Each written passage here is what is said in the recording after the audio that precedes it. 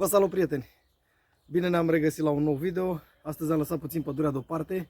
Stăm acasă, mai ales cu problemele astea care se anunță. Sper că sunteți bine. Eu momentan, da.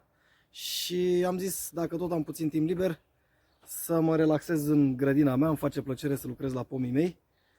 Astăzi fiind martie, jumate, sfârșitul martie, începutul aprilie, se fac altoiri. Este o altă îndeletnicire cu care mă ocup și o stăpânesc, o tehnică pe care o stăpânesc destul de bine. Și astăzi m-am gândit să vă arăt o metodă foarte simplă, de fapt și de drept cea mai simplă, cea mai utilă la îndemâna oricui. Am tot văzut o grămadă de tutoriale pe internet în care toți oamenii folosesc moală, pastă, seu, diferite combinații, pastă de cumpărat. Nu avem nevoie decât de o foarfecă, un cuțitaș și o bandă de izolier.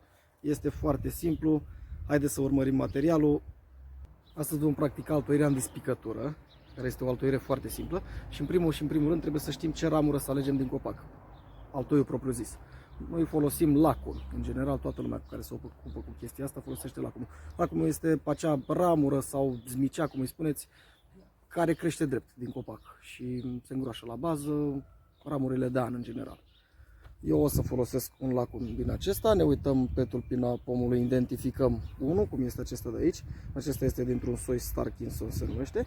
O secționăm și mergem cu ea la locul altoirii. Acesta este pomișorul pe care îl vom altui azi. Este un măr, este un franc, adică un pom care crește sălbatic, din sămânță. Eu îi adun după unde merg din plimbările mele, îi aduc acasă, îi plantez, îi las să ajungă la grosimea potrivită, după care îi altuiesc și după aceea, când cred de cuvință, într-un an, doi, îi mut unde am nevoie.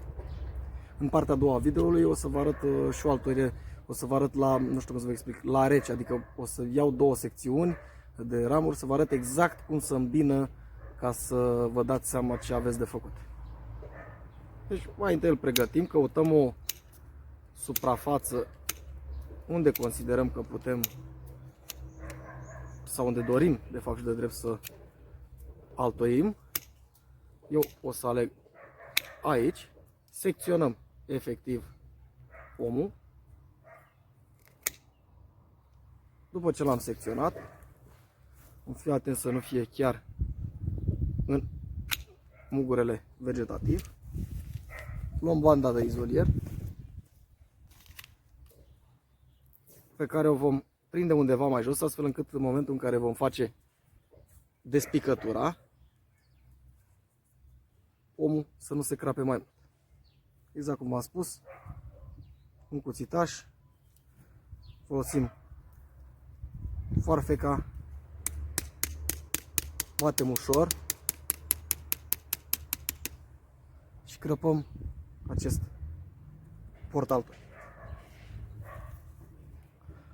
Luăm lacomul care tocmai l-am secționat și după cum vedeți dumneavoastră aici, el are niște muguri vegetativi. De obicei poți lăsa 1, 2, 3, 4, 5, depinde. Eu las în jur de 4. Vom secționa. Putem înnumăra 1, 2, 3, 4, 5. După care secționăm din nou. Și acesta este altoiul propriu zis. Eu folosesc de obicei acest mugure, îl iau ca bază și vom face o crăpătură în pană.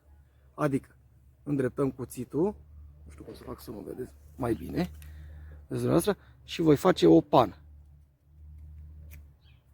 Vom căuta ca tăietura să fie cât mai dreaptă, cât mai lină, astfel încât să nu deteriorăm foarte tare acest portaltoi.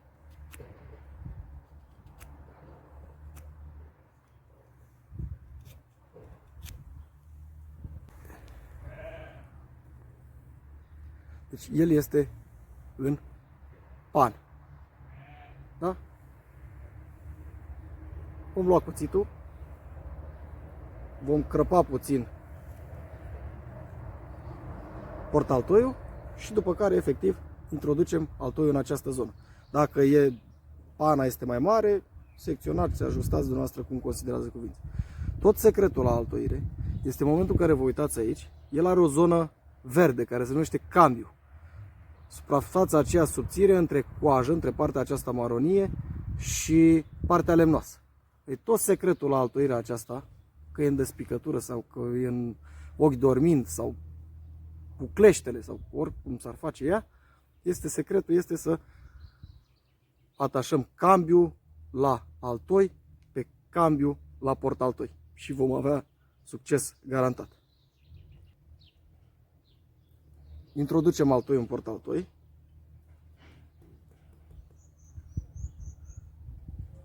Vom avea grijă ca acea porțiune verde, cambiu, să fie pe cambiu celălalt.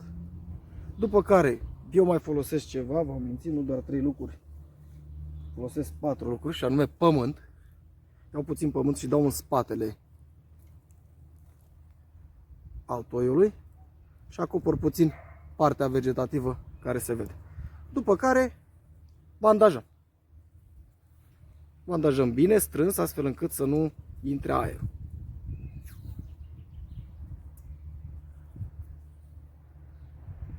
Deci vom căuta să nu intre sub nicio formă aer. Vom strânge puțin de bandă și vom continua cu această izolare până credem noi că este stabil. Rupem banda. Eu unul așa procedez, mai rup o bucățică de bandă, o pun în vârful altoiului și cam asta este tot.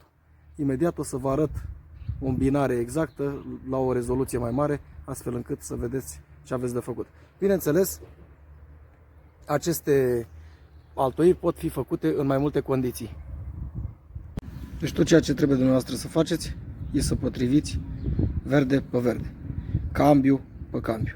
Introduceți pana aceasta care ați făcut-o a portaltoiului în altoi.